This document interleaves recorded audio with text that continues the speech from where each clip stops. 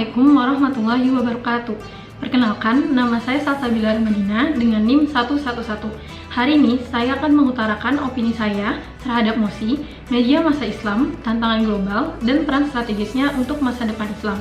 Dari MOSI, afirmatif atau setuju. Nah, media massa sendiri adalah saluran penyebaran informasi. Media massa dibagi menjadi dua, ada media massa cetak dan digital. Pada era digital saat ini, orang-orang cenderung berubah dari media massa cetak ke media massa digital. Media massa digital itu seperti ada radio, televisi, website, maupun sosial media.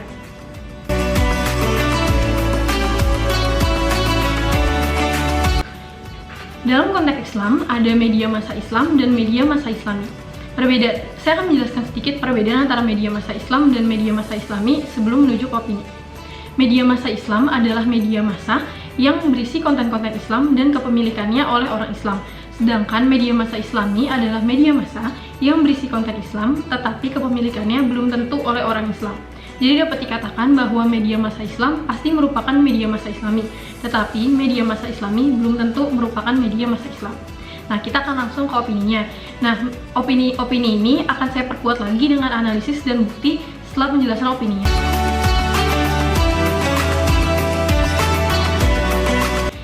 Nah, saya akan lanjut ke opini saya. Yang pertama, menurut saya, media massa Islam itu bersifat potensial dan dapat berperan besar untuk masa depan Islam karena sifatnya efektif, efisien, cepat, dan dapat dikemas semenarik mungkin. Penyaluran dakwah Islam tidak semata-mata harus secara tatap muka, karena yang terpenting adalah kita sebagai umat Islam dapat melakukan amar ma'ruf nahi munkar dengan lebih canggih di era digital seperti saat ini. Pengemasan dakwah juga sangat penting, contohnya dengan melakukan dakwah entertainment. Yang kedua, menurut pandangan saya, dengan adanya media massa Islam ini, itu dapat membantu untuk mengganti pola pikir orang-orang atau merubah dan memperbaiki pola pikir orang-orang bahwa Islam itu tertutup. Karena pada kenyataannya, Islam itu sangat setuju terhadap perkembangan ilmu dan teknologi. Yang ketiga, menurut saya, dengan adanya media massa Islam, ini dapat membantu kita sebagai umat Islam memverifikasi berita-berita dari pers umum yang terkadang menyudutkan umat Islam. Contohnya, dengan adanya lebih banyak pers seperti Republika, itu bisa membantu kita sebagai umat Islam memverifikasi dari sumber-sumber berita lain yang membawa nama umat Islam. Berikutnya saya akan menjelaskan analisis saya dan bukti-buktinya.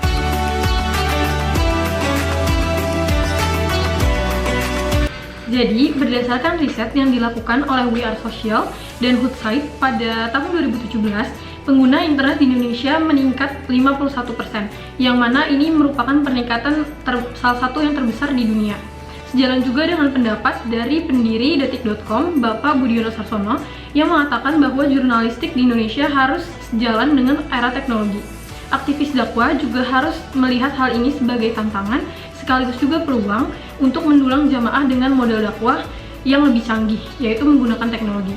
Bahkan MUI pun telah menunjukkan persetujuannya dan dukungannya terhadap media massa digital.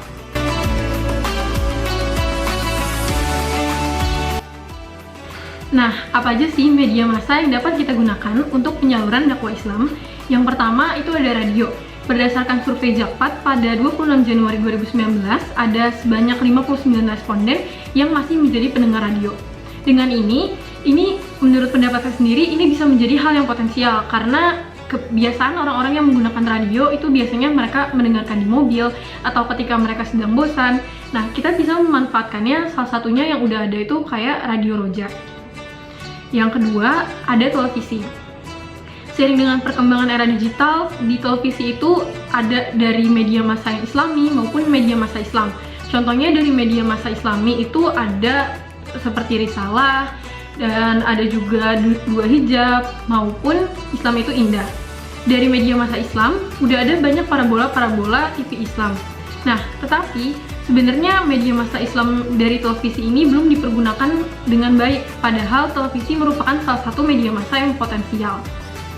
Selain televisi, ada juga perfilman atau layar lebar. Di layar lebar seperti ada film Negeri Lima Menara, ada film Hijrah, dan masih banyak film layar lebar yang memberikan pesan-pesan keislaman secara tersirat. Hal ini juga dapat dianggap efektif menurut saya, karena pesan yang tersirat ini lebih menarik bagi orang-orang. Berikutnya ada juga website. Ada website sebagai pers seperti Republika yang sudah saya sebutkan di opini saya. Nah, website ini dapat membantu kita untuk memverifikasi dari media massa umum yang terkadang memojokkan kita. Selain itu ada juga website yang isinya itu tentang dakwah-dakwah. Ada beberapa ustadz-ustadz ternama yang sekarang udah mempunyai blog pribadi mereka, seperti ada Ustadz Abdul Somad, Ustadz Hana Ataki, dan juga Ustadz Yusuf Mansur. Hal ini dapat kita pergunakan dengan baik karena kemasan di website tersebut yang lebih menarik.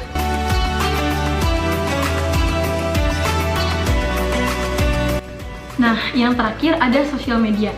Seiring dengan perkembangan teknologi saat ini, orang-orang juga sudah banyak banget yang menggunakan sosial media. Bahkan ulama-ulama maupun ustadz sudah mulai menggunakan sosial media sebagai metode dakwahnya. Keefektifan sosial media sebagai metode dakwah dapat dibuktikan oleh suatu survei mengenai metode dakwah yang paling efektif. Dari survei tersebut dihasilkan bahwa 36% responden menyatakan bahwa sosial media merupakan metode dakwah yang efektif. Nah, apa aja sih sosial media yang bisa digunakan? Yang pertama ada YouTube. 88% orang di Indonesia menggunakan YouTube. Di YouTube kita bisa memposting video-video dakwah. Itu kita sering ngeliat ada video-video dakwah dari ustadz-ustadz, yang mana ada juga dakwah yang hanya 1 menit seperti one minute booster. Walaupun cuma 1 menit, walaupun dikemasnya dalam waktu 1 menit, tapi memiliki intisari yang dapat kita ambil dengan mudah. Yang kedua ada Facebook. Di Facebook kita bisa memanfaatkan fitur fanpage ataupun postingan dakwah. Yang ketiga di Twitter. Di Twitter ada full tweet atau kuliah Twitter yang sudah dimanfaatkan oleh ustadz-ustadz seperti Felix Xiao, ataupun Ustadz Yusuf Mansur. Yang berikutnya di Instagram.